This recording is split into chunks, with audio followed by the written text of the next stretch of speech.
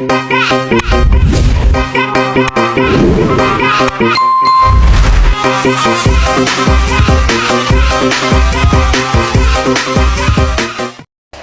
everyone. Okay, let me introduce myself. My name is Reva. I'm a student of English Department, Faculty of Law, Social Science and Humanities, Dharma Andalas University.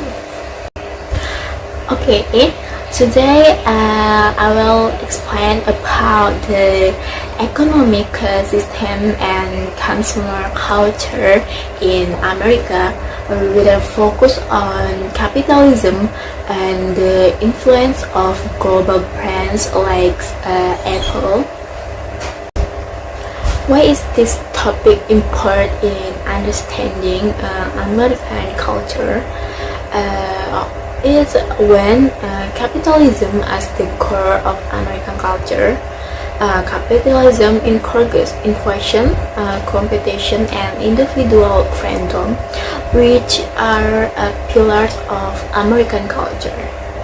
Okay, this creates the American dream, the idea that anyone can succeed through hard work.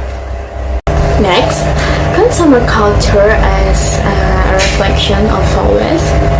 Okay, Americans often define themselves through what they consume: brands, lifestyle, or technology. Brands like Apple are not just products but symbols of status, creativity, and modernity.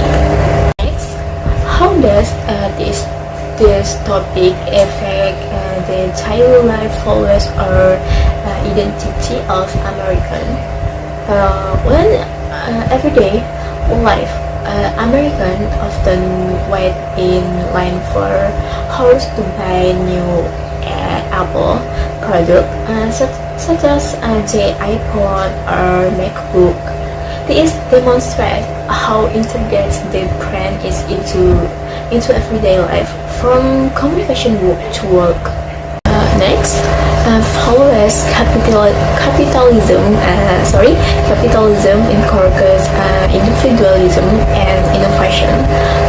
Reflects in Apple's slogan like "Think Different, America Forward," brand that represents creativity and freedom of expression. The next, identity.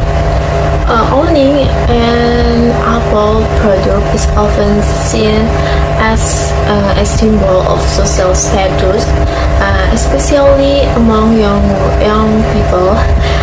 The iPhone is not only a communication tool, but also a lifestyle statement.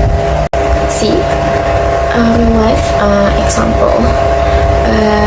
The film The Social Network 29 indirectly shows the culture of American capitalism through the story of Mark Zuckerberg and the development of Facebook, which reflects the spirit of innovation and competition.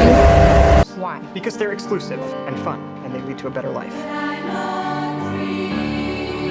People want to go on the internet and check out their friends, so why not build a website that offers that friends picture? Next, quote, Steve Jobs once said, "People don't know what they want until you show it to them." This reflects how Apple creates newness through innovation, the essence of capitalist consumer culture. The similarities and difference in culture with Indonesia. Equality. In Indonesia, global brands like Apple also have fanatical fans, especially among the upper middle class. iPhones are often considered symbols of social status, much like in America. Next, difference. In Indonesia, consumer culture is more influenced by collective values than individualism as in America. Apple was founded on April 1, 1976 by Steve Jobs and Steve Wozniak in a garage in Palo Alto, California.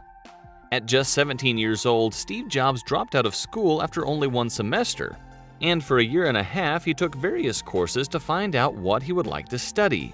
In 1974, he joined Atari as a video game programmer, where he first met Steve Wozniak. At the same time, Steve decided to travel to India for 8 months to study Buddhism.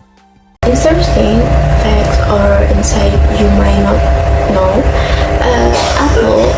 Apple as a moderate religion, and another apologetical study by Dr. Kristen Bell 2011 notes that Apple fans exhibit before similar to religions followers, such as ritualistically leaning up for product launch or fanatical brand loyalty.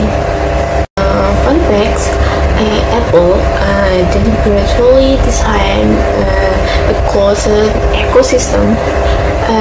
For example, iMessage is only optimal between Apple devices to create consumer dependency, a capitalist strategy that the public is probably aware of. Okay, summary in the topic. Capitalism and consumer culture are at the heart of American identity, with brands like Apple serving a symbol of innovation, status, and lifestyle that influence everyday life, from how people communicate to how they define themselves.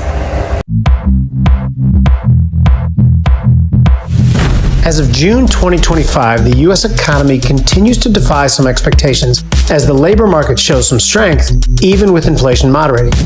The latest jobs report on June 6 showed non-farm payrolls grew by 139,000 in May. This surpassed the forecast of 125,000 jobs, while the unemployment rate held steady at 4.2%. Meanwhile, the most recent CPI report on the 11th showed inflation below expectations at 2.4% year-over-year in May, with core steady at 2.8%. Earlier worries that tariffs was going to at the same time boost inflation and slow the economy have so far not materialized.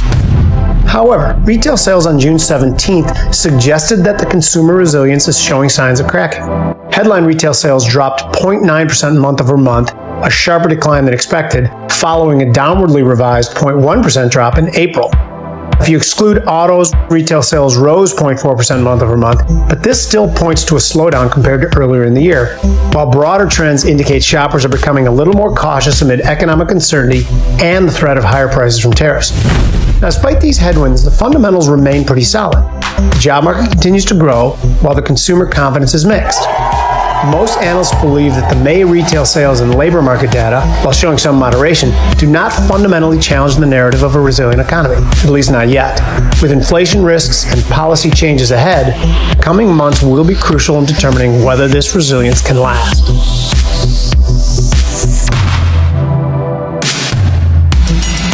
Okay, thank you for watching. Don't forget to like, subscribe, and turn on the notification bell for more content about American culture.